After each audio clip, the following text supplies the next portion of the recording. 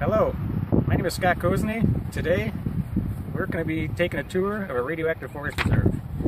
Today we'll visit a site that has a buried nuclear reactor along with a buried nuclear dump site.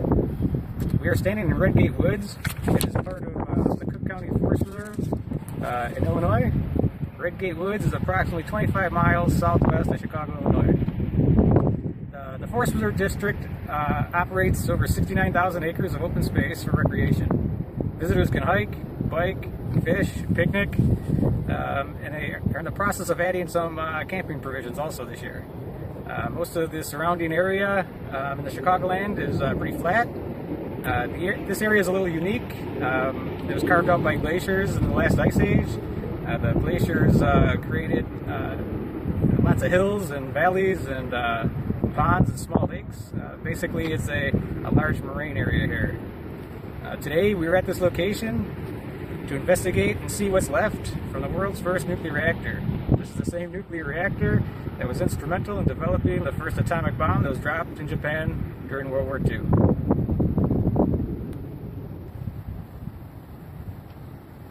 This is the first indication we're on the right path to the burial site.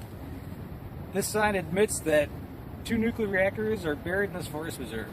In 1943, the first nuclear reactor was moved from the University of Chicago to these woods that we're standing in today. The actual site is about a 3/4 mile hike into these woods. Okay, we arrived at the entrance to the laboratory. This was technically called Site A. This is the main laboratory complex that conducted the research for the Manhattan Project. The main goal at this site was research and development for the nuclear bomb. This would have been a fairly large complex that housed 2 nuclear reactors and a massive 75-gallon water tank, dormitories, guardhouse, cafeterias, libraries, even a tennis court for recreation. The only remnants that I could find around the grounds here is partial security fencing and possibly footings for an old water tank or some sorts. I'm not 100% sure. As you can see, there's a plaque here that'll show what the site looked like back in the day. In these pictures, you can see what the complex would have looked like. You can make out in the diagram, you can see different laboratories, storage sheds.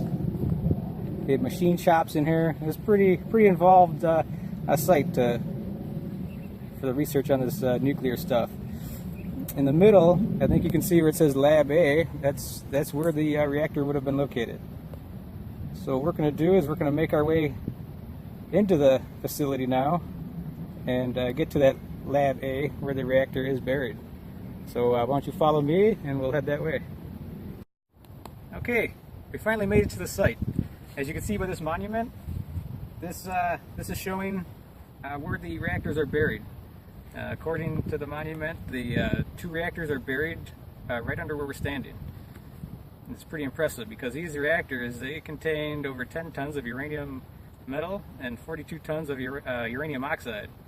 That is a lot of nuclear waste and debris under our feet. This is the only site actually in the United States that's open to the public. I should say that's the only nuclear site that's open to the public that you can walk around and visit and explore. Up until the early 90s, there was a lot of extra debris around the area. You can't see it now. They did a major cleanup here in the 90s. But back in the day, we used to come up here and you'd see piles of graphite blocks that were in the reactor. You would just see weird stuff, piles of concrete, old footings from buildings, and just oddball remnants of what they were doing up here. Eventually, environmentalists complained because a lot of stuff was contaminating the soil and the waters around the area. Eventually, the Department of Energy came in and did a massive cleanup, and that's what you see today. It's pretty much cleared out. The only thing you can see is kind of the open spaces where the buildings kind of once were, kind of treated in between. So the Department of Energy does claim that it's safe to walk around here. They claimed during their cleanup they didn't haul the stuff out though. They ended up burying the debris that was on top of the land. According to them, it was safer to bury it than to haul the material out. So here's a monument to where the laboratory of the reactor site was. If you follow me over here, there's another site, another plaque, I should say, and we have a couple pictures of what actually is buried under here. So some of these are illustrations. These two are actual pictures. So this is pictures of one reactor. That's the actual original one. And here is the reactor as it was being buried. So what they eventually did was they dug a 40-foot deep hole and they just kind of buried the thing in. So that's the site here. We're going to move on to some test wells they have along the property and kind of talk to you about that. All right, not too far from the monument that we just saw. They have these test wells scattered throughout the area. It's just capped by a padlock here to keep you from getting inside here. These are strictly for the Department of Energy on a yearly basis. They'll open these up. They unlock the padlock, the top will lift off, and I'm not exactly sure how far down it goes, but they'll stick probes down this test well and measure for radiation. There's a lot of them around the area. I'm not going to show you all of them. The next site we go to, you'll see a couple more of these. But yeah, if you do hike around in the woods, you do come across these. It's a little scary, I don't know why they would need them if it's a safe place to be hiking around. So the next place we're going to go to, it's a little hike through the woods. We're going to go to where all the laboratory people buried their waste. So this was the nuclear site with the laboratory. They didn't want to bury their garbage, I guess, where they were working. So now we're going to go to the nuclear waste site. So follow me, let's head that way.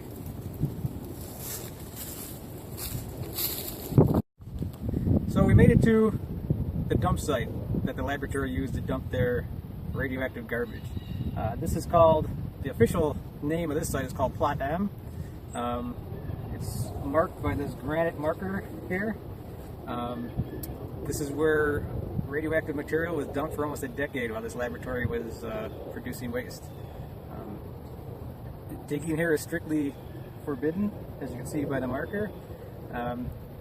Also around the area, there's 6 granite corner markers that will show you the perimeter of the dump site here. This is a very contaminated site. Supposedly, the Department of Energy says they cleaned it up. I guess we're kind of trusting them on that. Once again, there's a lot of those test wells that we showed you at the laboratory site. We'll show you some of those. Also, if you do some research on the internet, you might find some videos where people have come through these woods with radiation detectors, and they've gone close to the test wells, and they've registered low amounts of radiation. So I don't know if that's good or bad, but we'll see what happens. If you follow me, I'll take you by one of the cornerstones that show the perimeter of the site, and maybe another test well. So follow me. It's a quick walk down the path.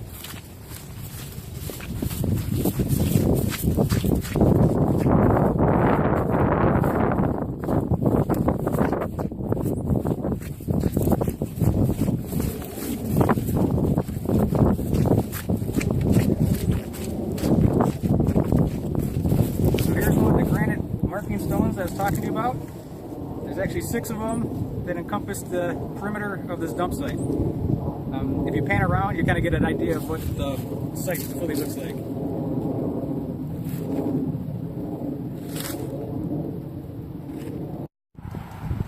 All right, well we're back to the parking lot. Basically, we made a big circle in the woods. We're done with the tour.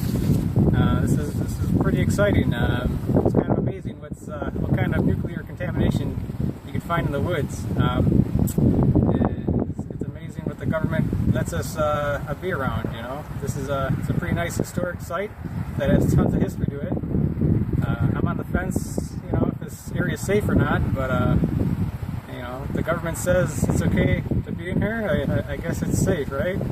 But anyways, thanks for coming out today. Hope you had a good time, and we'll do it again soon.